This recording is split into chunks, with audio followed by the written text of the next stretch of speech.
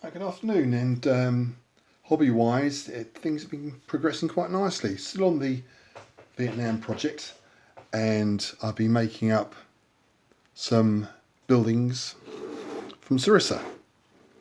That's the first one there. As usual with Sarissa, they go together very nicely. And I'm not too sure what I'm going to do with this roof at the moment. I might do the Britto pad, scouring pad thing. Or make some tiles up, not too sure at the moment, or palm fronds, something like that. I will see once we get round to that. I've just finished making this bad boy.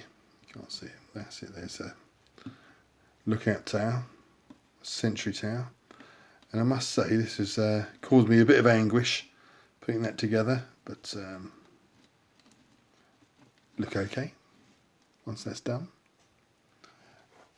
got another one there to make up. I thoroughly recommend these. They're good fun to put together and not overly expensive. I always find it quite therapeutic doing something a bit different from painting figures. But that's going to be used in various different scenarios, this one here. Terrain-wise, I did show you last time. I was making up bamboo thickets, and I've made up about 10 of these. Need a matte varnish spray over the top, and I've got to tidy up the edges of the bases, but they should look okay on the table. I'm going to come up with some rules. I'll go into the rules of our variant of bolt action for the Vietnam period later on when we're more on the way to actually playing. I've got quite a few ideas just to bring it into give it more of a period feel. Now, I was down in a local pet shop some time ago, and I bought this rather splendid piece, only for about £7. So I stuck it on the old compact disc, and added a few palm trees, and again with the vegetation around the base. So again, that should all help with the overall look. Now, what I have done, I made quite a few of these on the compact discs, and obviously they're quite packed, the actual size of them, with the vegetation on there, so you can't really get figures in there. And what I will do soon is I'm going to put numbers on these, just tiny little numbers, so any units that want to set up hidden in ambush, we just write them down. And but the thing was where to put the troops once the ambush is activated.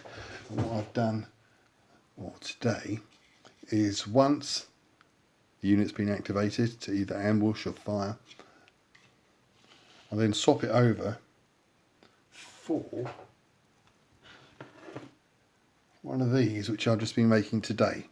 I've got to finish the groundwork, but I've knocked up a rough strong point.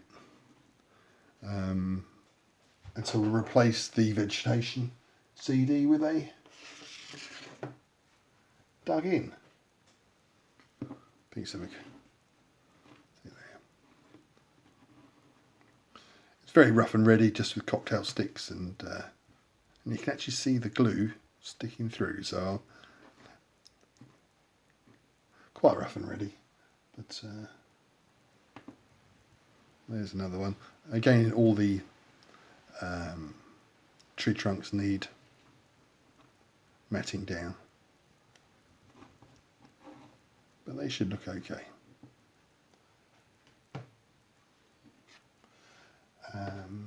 Now, painting wise, I finished this American armoured car from Empress. There you go. Sent to me by one of my subscribers, would you believe? Finally got around to it. Didn't really go for a tatty chip look, just a bit of dust. And again, that combined with the tower and a few MPs which I have should give a more of a flavour to some scenarios I have planned. In the post today, I've got a dozen or so figures from Gringo's 40, and these are from their MACV SOG, American Special Forces, and I didn't buy a huge amount, but once again,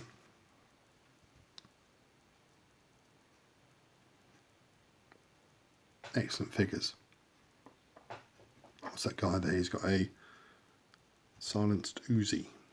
So this silence was suppressed, I can never remember.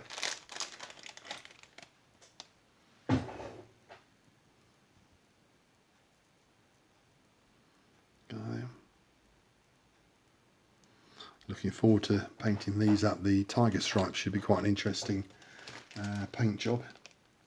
I also bought a few extras from their regulars, US infantry, just to make up the numbers. I have heavily festooned there. It's bad enough walking the dog in the heat, let alone carrying a pack that big.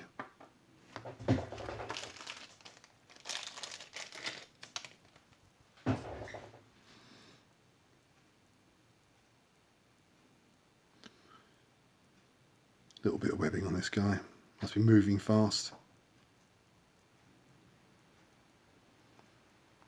Bit like William Dafoe in Platoon when he's running through.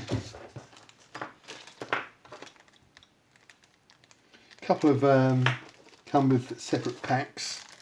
I won't show you those, but one of the modern yards. Is that a Swedish K submachine gun?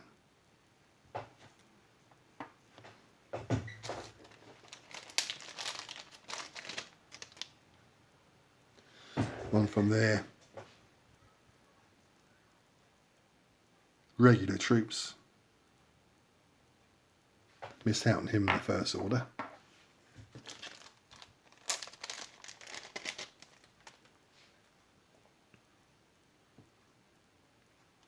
Again, another regular.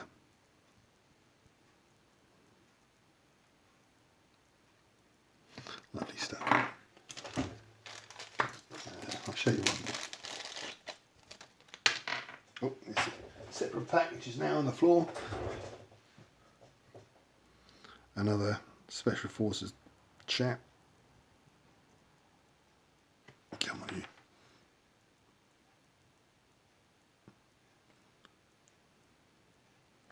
He has a backpack there. Put in his bag.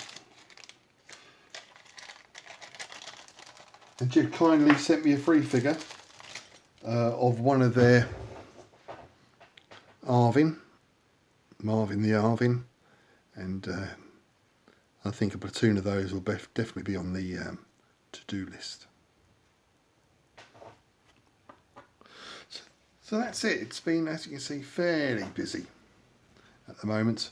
Thoroughly enjoying it. Looking forward to, you know, getting the rules sorted out for the first game. It certainly it'll be different to what we normally play, because with Bolt Action we have the World War II stuff, quite big collections of that, and I have the Spanish Civil War, so it's fairly similar.